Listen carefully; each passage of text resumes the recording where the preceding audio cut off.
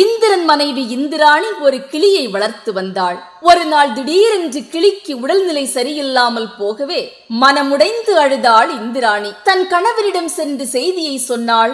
மனைவியின் மனக்குமுறலை பார்த்த இந்திரன், சரி அழாதே, உயிர்களை படைக்கும் பிரம்மனிடம் சென்று கிளியின் உயிரை காப்பாற்ற சொல்லுவோம் என்று கூறி அழைத்து சென்றார். பார்த்த பிரம்மா, நான் படைக்கும் தொழிலை மட்டுமே செய்கிறேன், காக்கும் தொழிலை செய்யும் மகாவிஷ்ணுவிடம் சென்று மன்றாடலாம் வாருங்கள் என்று அழைத்து சென்றார். பார்த்த விஷ்ணு பகவான், நான் காக்கும் தொழிலை மட்டுமே செய்கிறேன், அழிக்கும் தொழிலை செய்யும் சிவபெருமானிடம் சென்று கிளியின் உயிரை அழிக்காமல் காத்துக் கொடுக்க சொல்லுவோம் வாருங்கள் என்று அழைத்து சென்றார். பார்த்த சிவபெருமான், ஐயோ, நான் அழிக்கும் தொழிலையே செய்து வருகிறேன், உயிரை எடுக்கும் தொழிலை செய்யும் யமதர்மனிடம் சென்று உயிரை எடுக்க வேண்டாம் என்று சொல்லுவோம் வாருங்கள் என்று அழைத்து சென்றார். சிவன், பிரம்மா, இந்திரன் மற்றும் மனைவி மகாவிஷ்ணு என்று எல்லோரையும் ஒரே இடத்தில் ஒரே க்ஷணத்தில் பார்த்தவுடன் யமதர்மராஜா ஓடி வந்து வரவேற்றார். காரணத்தை கேட்டார். விவரித்தனர். ஒவ்வொருவரின் கர்மாக்களின் அடிப்படையில் ஓலைச்சுவடியை எழுதி இந்த அறையில் தொங்க விடுவேன். அது எந்த நாளில் அருந்து விடுகிறதோ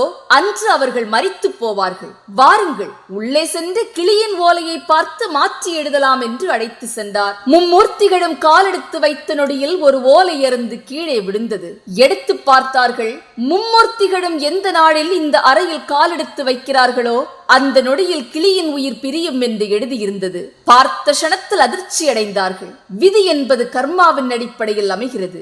இதை யாராலும் மாற்றி எழுதவே முடியாது. கர்மாக்களை அழிக்கும் ஆற்றல் பிரதோஷ நாளிற்கு இருக்கிறது. பிரதோஷ நாளில் சிவாலயத்திற்கு சென்று சிவ தரிசனம் செய்து வாருங்கள். முன்ஜென்ம பாவங்கள் அகன்று முக்தி கிட்டும் என்பது நம்பிக்கை. நன்றி.